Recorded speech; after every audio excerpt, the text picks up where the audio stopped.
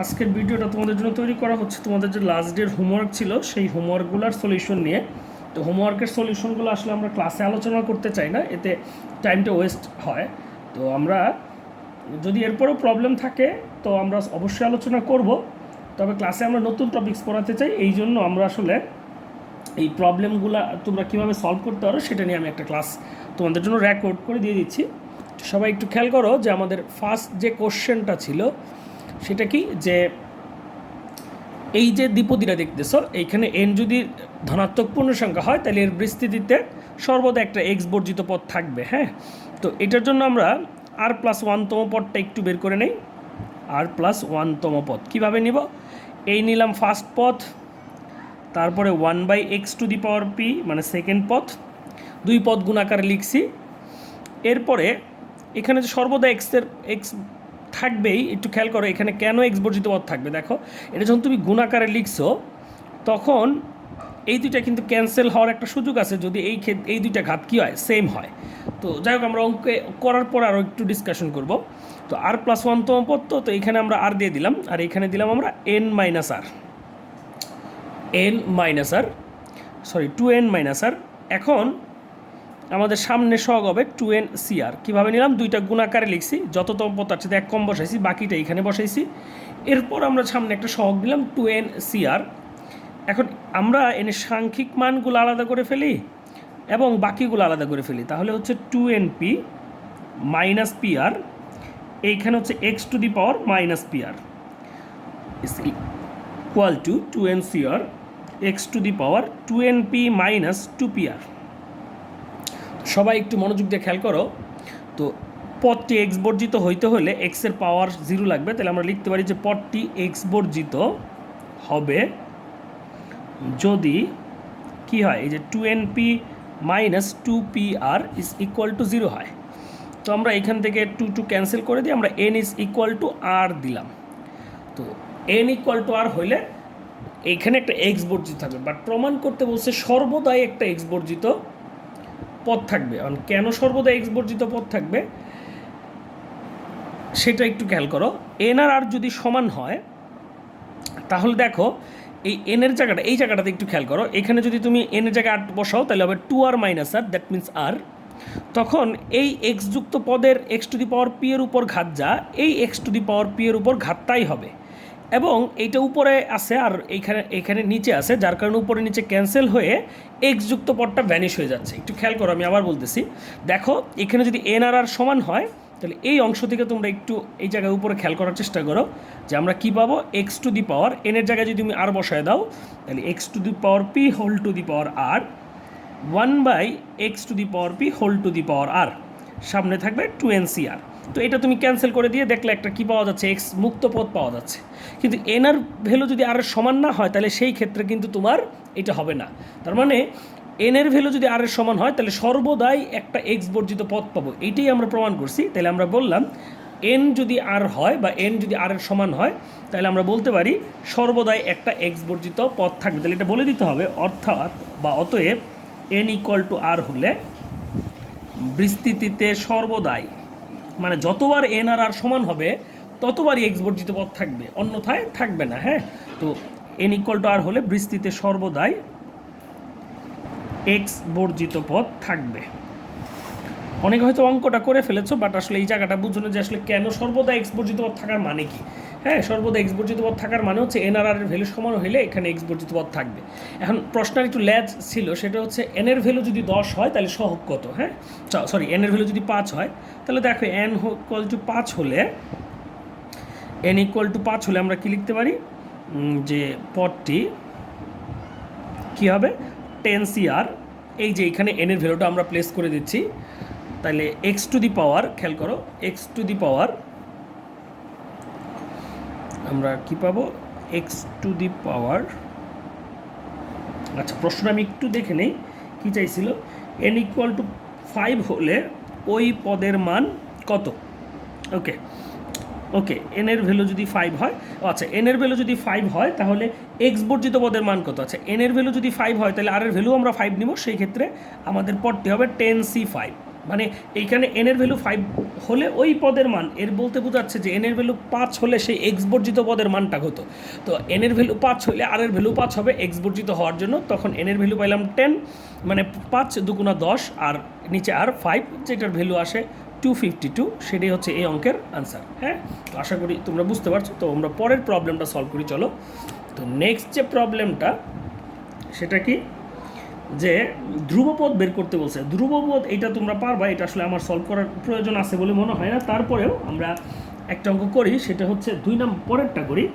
যে আমাদের বলছে 1 + 4x whole to the power p, 1 + 1/4x whole to the power q। এইখানে p q দুইটাই হচ্ছে স্বাভাবিক সংখ্যা, তাহলে তোমাকে বের করতে হবে ধ্রুবপদ। ধ্রুবপদ বলতে বোঝাচ্ছে x বর্জিত পদ। হ্যাঁ, এটা হচ্ছে আমাদের 2 এর b, 2 এর এটা তোমরা নিজেরা করে নিও। তো এখন এটাকে আমরা একটু সিম্পলিফাই করলে লিখতে পারি 1 + 4x whole to the power p, 1 + 4x whole to the power q divided by 4x whole to the power q। এখন যে কাজটা করা যাইতে পারে, যে আমরা 1/4x whole to the power q এটাকে একটু সেপারেট করে রাখলাম। তো এখানে যেহেতু দুইটার বেজই হচ্ছে 1 + 4x, তাহলে পাওয়ার দুইটা আমরা গুণ যোগ করে দিতে পারি, যেহেতু বেজ দুইটা গুণ আকারে আছে। তাহলে এখন খেয়াল করো, আমরা এই যে প্রদত্ত রাশিটা পাইলাম, এর বিস্তৃতির r+1তম পদটা নিব। এখন নিব আমরা r+1তম পদ। তো r+1তম পদ কেমন হবে, কার বিস্তৃতির, এই বিস্তৃতির তার প্রথম 1 × 4x, 1টা লিখলাম না, মানে 2 পদ গুণ আকারে লিখলাম, r+1তম পদ, এই জন্য আর দিলাম। সামনে দিব তাহলে p + q cr। এখন এই জায়গায় কথা হচ্ছে এইটা কিন্তু এর বিস্তৃতির, আর এই এর বিস্তৃতির r+1তম পদ, কিন্তু খেয়াল করো এখানে বাইরে একটা টার্মস আছে, এই টার্মসটা এই বিস্তৃতির প্রতিটি পদের সাথেই গুণ হয়ে যাবে। তো প্রতিটি পদের সাথে গুণ হয়ে গেলে আমরা এখানে কিন্তু এই পদের সাথে, মানে r+1তম পদের সাথেও গুণ হবে, যেটা হবে 4 two the power q x two the power q। তো এইখান থেকে আমরা বলতে পারি p + q cr আমাদের 4x whole to the power r - q, একবার লিখে দিলাম। এখন দেখো এই পদটা x বর্জিত হওয়ার জন্য কী হতে হবে, এই পার্টটুক 0 হইতে হবে। হ্যাঁ, মানে এইটার পাওয়ার 0 হইতে হবে, x এর পাওয়ার।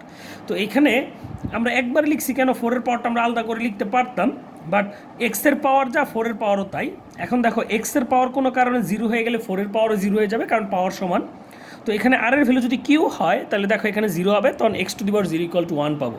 এই জন্য আমরা এখানে বলে দিচ্ছি যে r = q হলে পদটি ধ্রুবক পদ বা পদটি x বর্জিত পদ। অতএব সহগ হবে p + q cq, p + cq। এটাকে তোমরা চাইলে এখন ফ্যাক্টরিয়াল আকারে ভাঙে নিতে পারো, খুবই সিম্পল একটা কোশ্চেন। তাহলে চলো আমরা নেক্সট প্রবলেমটা সলভ করি। হ্যাঁ, তাহলে নেক্সট প্রবলেমটা কি, নেক্সট প্রবলেমটা হচ্ছে আমাদের n বিলংস টু n এর জন্য, একটু দেখো আমি দেখাই, আমাদের একটা দ্বিপদী যেটা হবে এরকম 1 - x² তার উপর n, এই বিস্তৃতির x two the power 2r এর সহগ দরকার, যখন n হচ্ছে স্বাভাবিক সংখ্যা, মানে এটা ধনাত্মক বিস্তৃতি, এইটা বোঝানোর চেষ্টা করছে। এখন আমরা যেটা করব, x two the power 2r যুক্ত পদটা নিব আগে। তো কিভাবে নিব, তো বিস্তৃতির আমরা বলতেছি বিস্তৃতির x two the power 2r যুক্ত পদ ইকুয়াল টু, প্রথম কাজ হচ্ছে আমাদের দুইটা পদকে গুণাকারে লিখলাম। এখন কাজ হচ্ছে আমি বিস্তৃতির একটা পদ নিচ্ছি, এই জন্য দুইটা পদকে গুণাকারে লিখেছি। এখন কাজ হচ্ছে x এর পাওয়ার লাগবে 2r, এখানে 2 আছে, তাহলে এখানে r দিলেই হয়ে যাচ্ছে, বাকিটা দিতে হবে এখানে, সেটা হবে তাহলে n - r, সামনে সহগ হবে একটা ncr। এখন দেখো, অতএব সহগটা চাইছে, তো সহগ হবে আমাদের, দেখো 1 এর উপর যাই পাওয়ার দাও 1 হবে, এইখানে যেহেতু একটা -1 আছে, তাইলে -1টা +1 হবে কি না সেটা আর এর উপর ডিপেন্ড করতেছে, আর জোর হইলে পজিটিভ, বেজোর হইলে নেগেটিভ, যেহেতু জানি না এই জন্য সহগের এই অংশে আমরা -1 টু দি পাওয়ার রেখে দিলাম, সাথে থাকতেছে আমাদের ncr। যেহেতু সহগ চাইছে এই জন্য x two the power 2r পার্টটা আমরা লিখছি না। ওকে, তাহলে এই হচ্ছে আমাদের পরের প্রবলেমের সলভ। হ্যাঁ, নেক্সট প্রবলেমটা হচ্ছে 2x² + 3/x whole to the power 19 এর বিস্তৃতিতে এর দুটি পদের সহগ সমান হলে আর এর মান কত। আচ্ছা দেখি আমরা, তো একটা পদ হচ্ছে 2x², দ্বিপদীটা হচ্ছে এমন 2x² plus 3/x whole to the power 19 এর বিস্তৃতির, এটা কয় নাম্বার কোশ্চেন? 3 নাম্বার কোশ্চেন নাকি না 4 নাম্বার কোশ্চেন, সরি 4।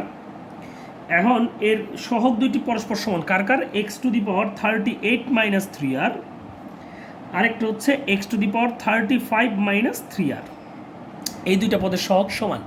তো এখন চলো আমরা যেটা করি, আগে r+1 তম পদটা নেই। হ্যাঁ, তা r+1 তম পদটা কত?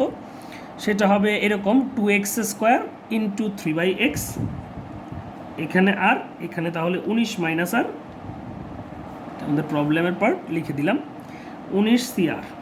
এরপরের কাজটা হচ্ছে 19 CR থাকুক, 2 two the power 19 - r, 3 two the power r, x⁻38 - 2r, x⁻r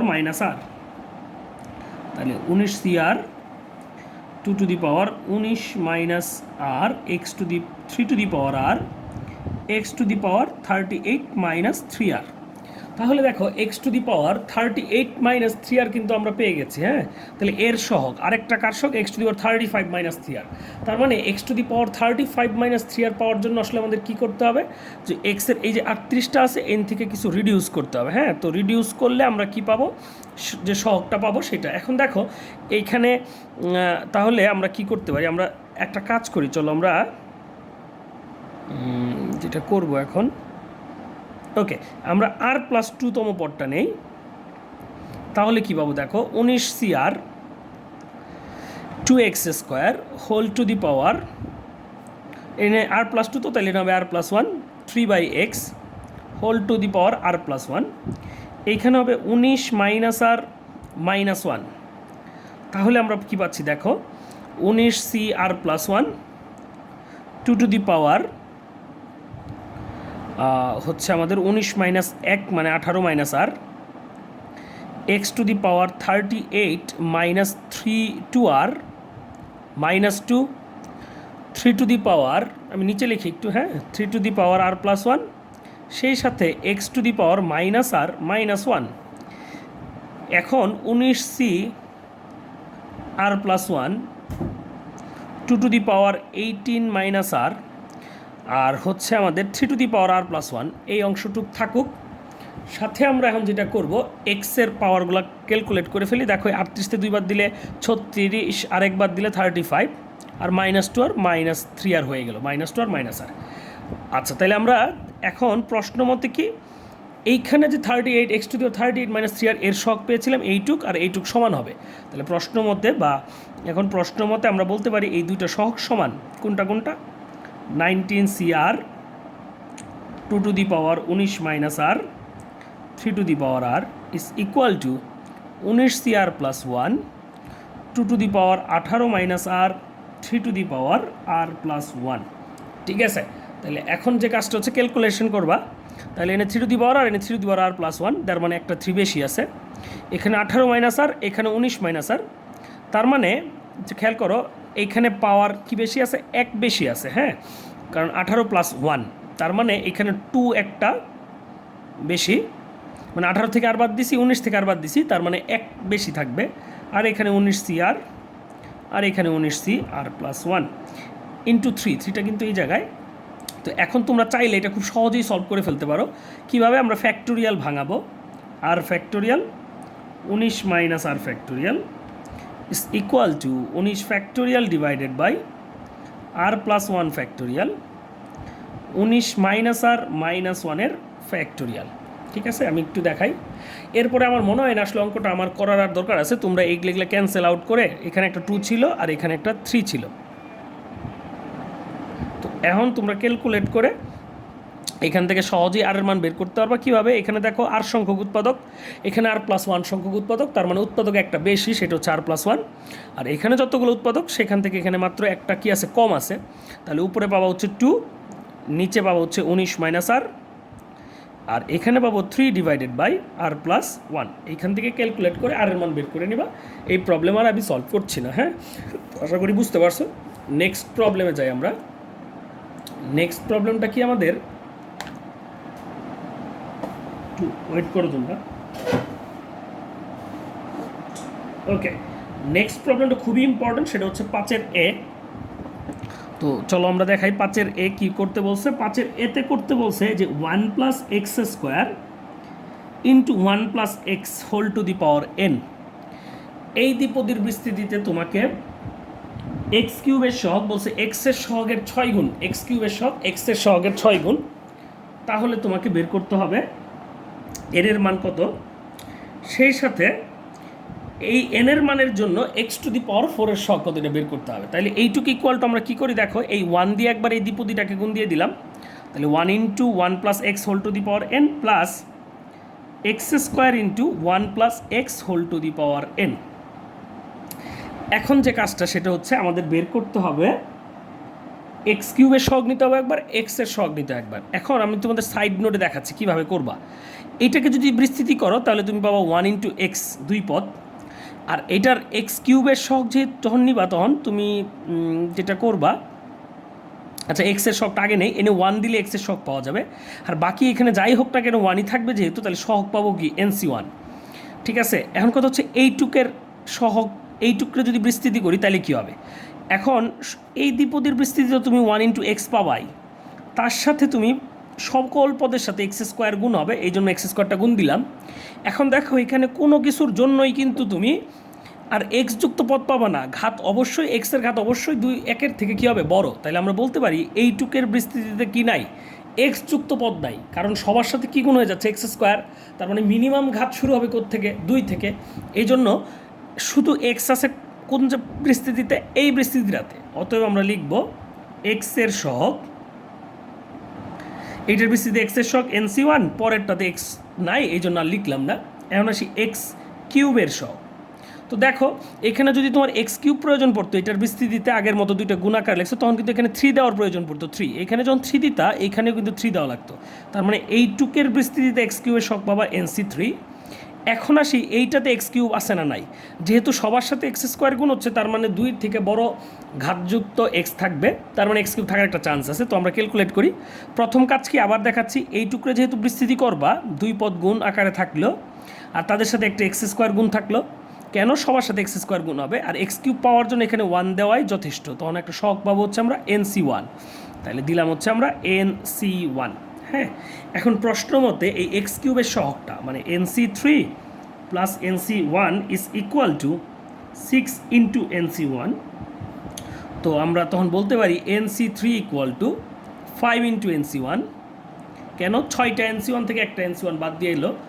এখন এটাকে তোমরা সহজে বের করে ফেলতে পারো n factorial divided by 3 factorial into n minus 3 factorial equal to 5 × n factorial divided by n minus 1 factorial. এখন যে কাজটা করা যায় n ফ্যাক্টোরিয়াল ক্যান্সেল, হ্যাঁ, আর আমাদের যেটা থাকবে হচ্ছে 1/6, 1/3 ফ্যাক্টোরিয়াল মানে 6, আর n মাইনাস 3 ফ্যাক্টোরিয়াল এর মানে হচ্ছে, এটা রেখে দিই একটু তোমাদের ভেঙে দেখাই দিই, এটা হচ্ছে 5 আর এটা হচ্ছে 1/n-1 n-2 ইন্টু হচ্ছে n-3 ফ্যাক্টোরিয়াল। তো এই পুরাটা ক্যান্সেল হয়ে থাকতেছে n-1 n-2 is equal to হচ্ছে 30। তো এখান থেকে তুমি এখন n এর মানটা পাওয়া যাবে, যেটা খুব সিম্পল অঙ্ক, সেটুকু তোমরা নিজেরা একটু করে নিও, আমার আর করে দরকার নেই। n পায়ে গেলে তুমি তখন x⁴ এর সহগ বের করবা। হ্যাঁ, তাহলে n পায়ে গেলে x⁴ এর সহগ কত হবে সেটা আমি তোমাদেরকে বের করে দিই। x⁴ এর সহগ কার বিস্তৃতির একটু সবাই খেয়াল করো, বিস্তৃতিটা হচ্ছে 1 plus x⁴n plus x² into 1 plus x⁴n। এখন দেখো এইটুকের বিস্তৃতি যখন করবা তখন 1 × x থাকবে, x⁴ পাওয়ার জন্য 4 দেওয়া লাগবে, এইখানে NC4 দেওয়া লাগবে, তার মানে একটা সহগ হবে NC4।